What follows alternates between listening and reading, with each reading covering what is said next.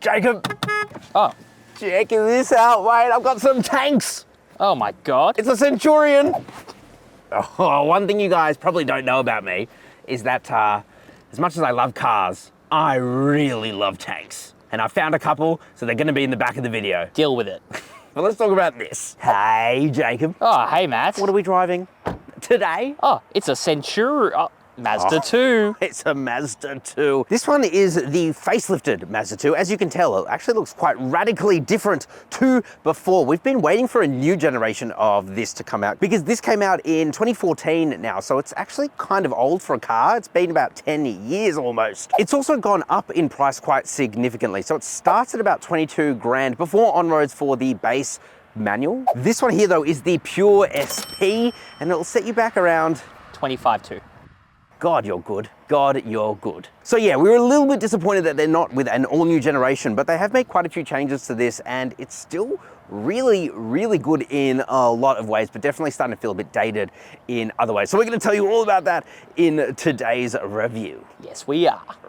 Centurions behind me. We're gonna start by talking about the exterior of this thing, then we're gonna check out the interior, check out its practicality too, of course. We're then gonna see how this thing drives, including launching it, because there has been some minor tweaks for the engine as well. And then I'm gonna give you my final thoughts. Should you buy one of these over pretty stiff competition like the Kia Picanto or the under $20,000 MG3? Jacob? Let's do it. Let's do it. Okay, so let's start with the exterior looks of the Mazda 2. What has changed? Well, quite a significant amount. So we have these new daytime running light design for the headlights. These are LEDs as well, so quite bright. They do have incandescent turning signal bulbs, but really at this price point, I'm not at all surprised.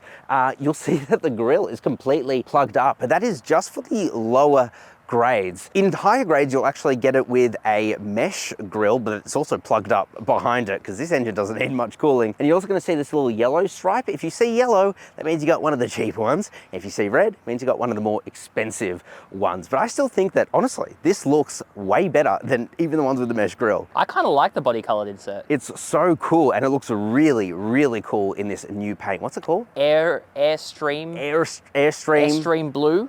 Explosion.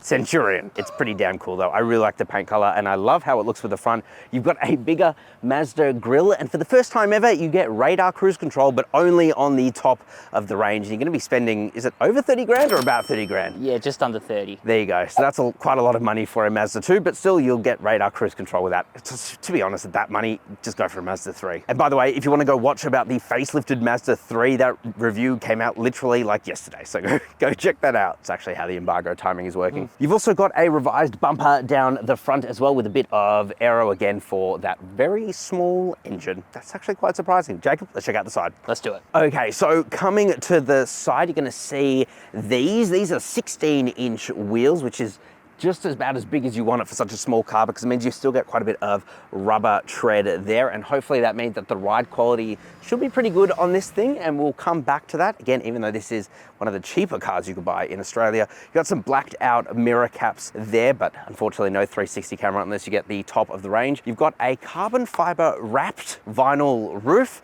which apparently saves 30 kilograms of CO2 emissions. We like that. Save the earth. That's what we say here. No keyless entry and go. Maybe it's on higher trims, I'm actually not too sure. But otherwise, it's a very small hatchback, just like you want it for if this is your first car or you just want something small runabout. It's a perfect size, man. Yeah, I think it looks pretty much the same from the side, I'm not gonna lie. Yeah, you really couldn't tell the difference. Let's check out the bum. And then coming to the bum of the Mazda 2, actually not much has changed from the back. It'd be pretty hard to tell if this is a facelifted version or not, but you get these tail lights here. They're the exact same as before. You've also got the Mazda badge there too, and Sky Active G, which is the name of the engine technology. What's new is a revised bumper down the bottom. Here on the Pure SP, we get these chrome inserts too for the exhaust, and you have a little yellow tab there, which again just kind of signifies that you got the lower trim.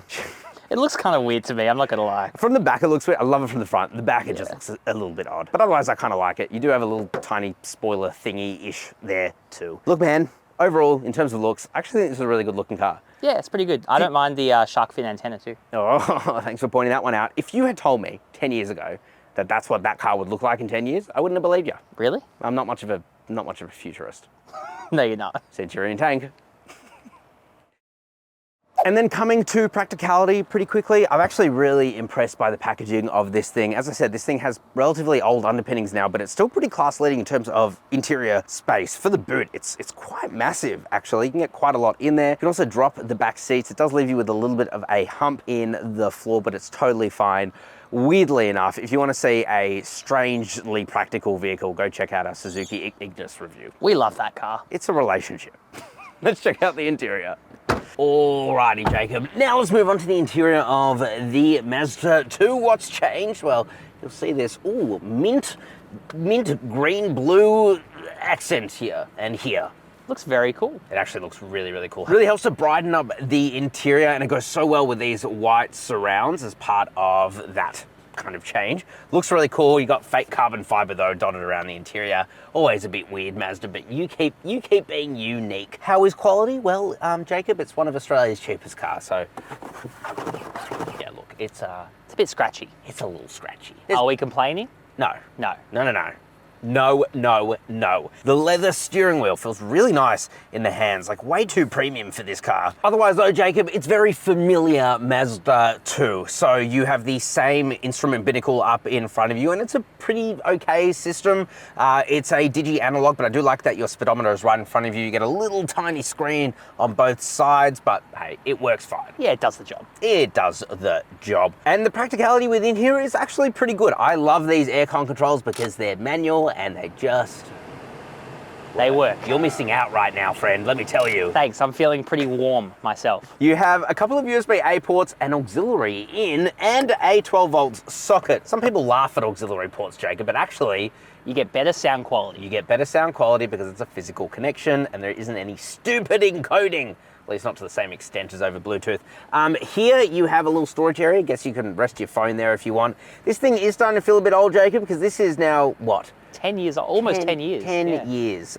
Look, they've done, this is the second facelift, major facelift, and it doesn't feel that old, but you know, you can start to feel some of the older underpinnings. I do love this shifter though. Very traditional. I'm Daniel Ricciardo. You've got a sport mode here, which turns you into Mega Daniel Ricciardo. You've also got your little controller here for your 7-inch infotainment display. That hasn't changed. I tell you what has changed though. What? It feels way snappier. It does, yeah. They've definitely put a few more tensor cores into it. Jacob's cringing in his computer science degree right now. No, I thought that was pretty funny. Oh, okay. All right. You do also have wired Apple CarPlay and Android Auto, which is fine. It's a touchscreen until you put the car into anything other than P. If you're driving, you have to use this controller, but actually it works really well, so I'm not going to complain here. I flip and flop, you know? You're a flip-flopper. Some Mazdas, I absolutely hate it, like a CX-90, but to be fair, that's literally almost 5 times the price of this car. That's true. And also, you know what? This is your first car. You shouldn't be using the bloody touchscreen anyway. You shouldn't. Do you know you're not allowed to use Apple CarPlay? What? Yeah. As a P plater? Yeah, or Android Auto. Melbourne's weird. Well, that's what life is. Check this out. Manual handbrake. So if you want to do any cool skids, you probably could, but I probably wouldn't recommend it. Storage. That's a pretty massive glove box, friend. Takes up like 50% of the interior of the car. Here is my corporate chill water bottle. Yes, Mazda gave it to me, and yes, therefore this will be a biased review. Don't be silly. You got a couple of cup holders here, a little storage area there with a divider as well. The door bin is pretty massive, actually, for such a small car too. But yeah, quality over here, it's a bit scratchy. Yeah, the storage inside is pretty good, but I wish there was a center console for an armrest, you know? That is a bit weird. I'm sure you can get something off like AliExpress, but you shouldn't have to do that. Other thing, these seats, they're okay. They're pretty good. Yeah, just a cloth unit, supportive enough. We've driven a couple of hours today, hasn't hurt our backs. Not at all. No. Jacob, let's check out the back seats. Let's do it. Alrighty, friend, into the back seats now. Now, I'm 5'11", all right, Jacob? Don't hold it against me. I get it, bro. I get it. It must be hard as a 5'10" man to hear that I'm 5'11". I'm 5'10" on a long-legged day. All right. Oh, I see. This seat sits relatively far back because I sit quite weirdly far back, but I have enough leg room in the back. It's certainly not the best. Toe room is pretty fantastic. Headroom is also really, really good for such a small hatchback. Technically, this is like a micro class or something, ultralight, something weird, something Suzuki Ignis-esque. So it's actually pretty decent. The seats back here, again, same cloth, but they are quite supportive, I suppose. Quality, what do you expect? It's not very great. Also, no amenities, so nowhere to charge your devices. There's no air vents. But again, at this price point, for this class of car, I really wouldn't expect that. Anyway, it's a pretty decent place to be, and kids are going to be fine. I can't believe you compared this to a Suzuki Ignis. Well, that is clearly an SUV. Look, it's a micro SUV, I think they call it. It's not, guys. Have you seen the cladding? If you want to go watch that review, it's got to be one of the weirdest, funniest, hilarious cars we've driven. So, and a competitor to this, believe it or not. So definitely go watch that after this. Jacob, let's drive this thing. Let's drive it.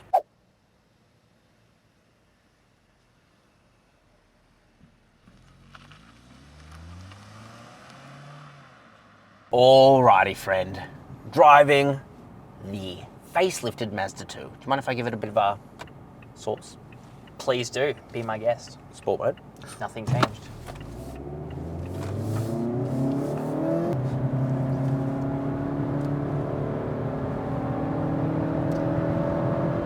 Oh! We are two heavy boys in a small car. Okay, let's talk about the engine. 1.5 litre, 4-cylinder, naturally aspirated petrol engine. All right? It's down in power. It's not going to knock your socks off, even less so this year. It's down in power. 81 kilowatt of power, down from 82 kilowatt. 142 newton meters of torque, down from 144 newton meters. Do you reckon it's noticeable? Why? Why? Emissions. Emissions. Well, apparently it's more fuel efficient. Apparently. Oh. Let's see if it's any better. Here. Oh. What are we getting? 5.9 litres per 100 kilometres. Now, look, the claimed is 5 litres, but to be fair, we're monkeys. We are Lincoln pooping. We've been driving like monkeys. How's it? Hang on. Oh, let's see the turning circle. Bloody hell.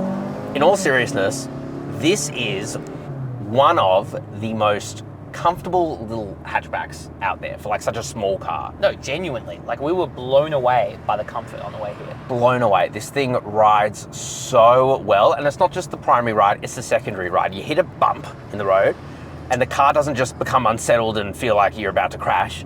It's actually like super comfy. This 6-speed auto, not the best. Not my favorite. You can probably hear it right now. We've searching. We've had better. Yeah. But actually, you know what? At this price point, maybe not. What's our benchmark? Like the Suzuki Ignis? That is true, with actually. a CVT.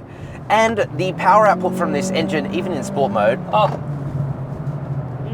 Oh, back end rotated out there. It's genuinely quite impressive for a car that is so not claiming to be anything remotely sporty. No, it's your first car. It's literally your first know? car. Or as someone put it to us, your last. That is a scary thought, That's isn't a it? morbid comment. But you know what's a funny stat?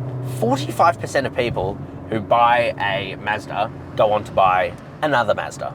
You paid attention during the Kahoot quiz, didn't you? I did. They gave us a Kahoot quiz, and no, I didn't win. No. And I was the only one to go with the name, you know, not just Matt, it was Fatty Matty. You're a unique individual. And everyone was like Bob, John, Linda, right? And here I am, Fatty Matty. Anyway. Just sticking out like a fatty matty.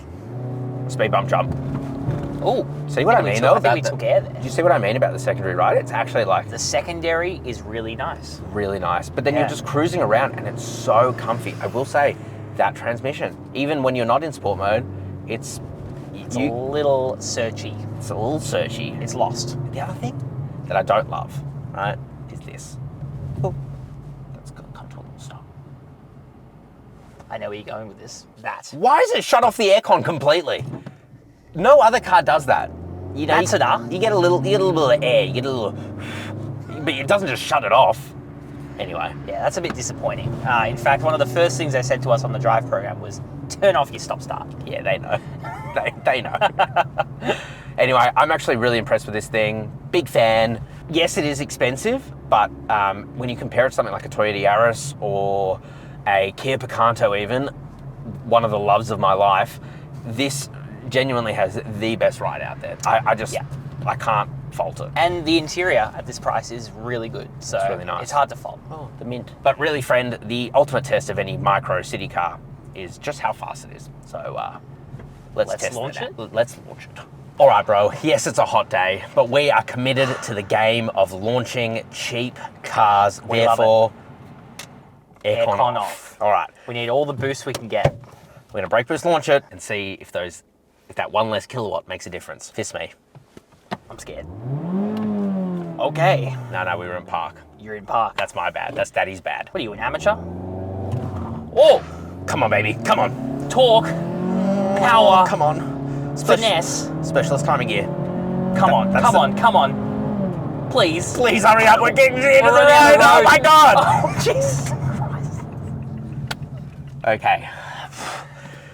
0 to 100 in 11.81 seconds. All right, let's get into our final thoughts. Alrighty friends, so final thoughts on the Mazda 2, the facelifted Mazda 2. I really like this thing. I mean, you know what? It surprised me a lot in how comfortable it was. The best riding little hatchback that you could buy. Like one of those micro hatchbacks. When you compare it to a Kia Picanto, when you compare it to a Suzuki Ignis or a Toyota Yaris, this seriously has the most refined, I would say almost luxury-esque drive about it. It's actually quite impressive. Genuinely. And it has pretty much all the features you'd need at this price point. Yeah, it is expensive though. So if you're looking to save money, there are probably better options like the MG3 or even a Kia Picanto, although that's getting facelifted. Make sure you subscribe for that, because that's coming up very soon.